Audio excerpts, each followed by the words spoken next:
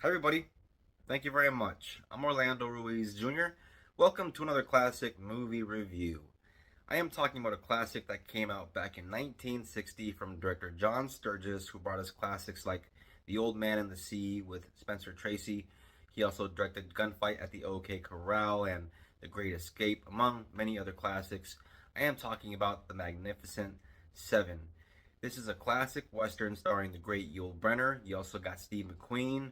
You got Charles Bronson, Robert Vaughn, Eli Wallach. At the very start of the film, we see a village that is run by Mexican farmers that is being plundered and pillaged by a group of desperados and banditos that are being led by a Calvera, played by Eli Wallach, who very famously was in The Good, the Bad, and the Ugly. He played the Ugly in that movie. He was also Don Ottobello in The Godfather Part 3, and he is a great villain in this movie as Calvera. A lot of charisma, and still, very kind of grimy, slimy kind of bad guy, but still a lot of fun to watch. While Calvera and his men are terrorizing this little village, they end up killing one of the farmers in the process. They steal a bunch of their crops and supplies, and then they take off. But they're going to come back because this is something that they do on a regular basis. And so after they leave, all the men in the village are discussing what to do about this, and they decide to look to the village elder for advice. And his advice is to fight back. And so bunch of debating happens because not everybody is up to fighting back. Some are just willing to lay down and accept what's going on, but some want to actually do something. And so three guys leave. They go to this bigger town in order to find help, and they end up seeing a good deed. There is a Native American person that is dead, and there are some whites that don't want his body to be buried with everybody else. And so that is where our main heroes come in. This scene is an excellent introduction to our two main characters, Vin and Chris. It's a great way to establish these guys. We see them meeting each other for the first time as they volunteer to do this good deed, which tells us, the audience, right away a lot about these guys. We see that these guys are tough, but they still have a good heart. While Chris and Vin stand up to this group of racist whites that are trying to prevent this dead Indian man from being buried on Boot Hill, as they call it, there are a group of bystanders watching the whole thing take place, and one of those bystanders is a young man called Chico.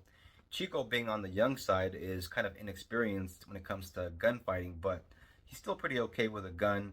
He does have kind of a temper. He's a real hothead and kind of an alky, so because he is so young, he feels like he has a lot to prove. And while watching this whole thing go down with Vin and Chris, you see that he does have some kind of admiration for their bravery. The role of Chico was played by actor Horst Buchholz, and I think this actor did a very good job in this movie. It's a very good performance. This actor was known by some people as the German James Dean, and I can see why. The guy was a good-looking young guy back in the day, but very good actor too. You also got legend James Coburn in this movie. James Coburn's character, Bright, has one of the coolest introductions in the entire film because he's basically the guy that's good with a knife.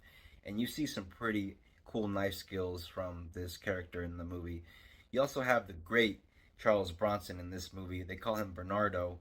You also have Robert Vaughn as Lee. Throughout the film, the movie gives you these subtle hints about Lee's character being this traumatized guy that had some pretty hairy experiences in combat, and so he kind of has trouble joining the fight throughout the film every now and then. But he's still a very important, vital member of the Magnificent Seven. He's the well dressed, well spoken one, and I do think that Robert Vaughn does a very good job in the role.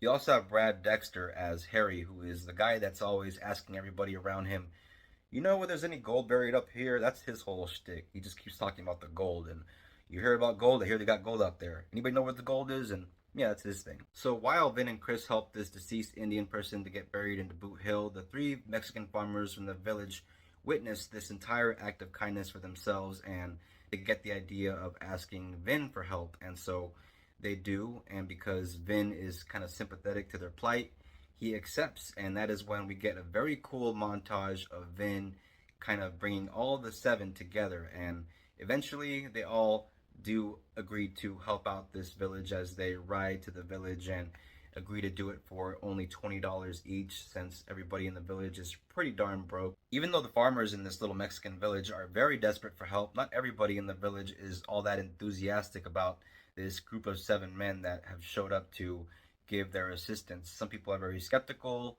some are worried, some welcome them, So there's always a little bit of debate amongst the villagers. We get a little bit of a montage of the Magnificent Seven teaching the villagers of how to use a gun and how to shoot and defend themselves, since with seven you can only do so much, and so they do their best to prep for when Calvera and his men show up. From beginning to end, the music score in this movie is fantastic. You have a very recognizable, very memorable music score all throughout the film from Elmer Bernstein, who did the music for movies like The Sons of Katie Elder and To Kill a Mockingbird, The Great Escape, Stripes. Throughout the film, the music score is fun, it's exciting.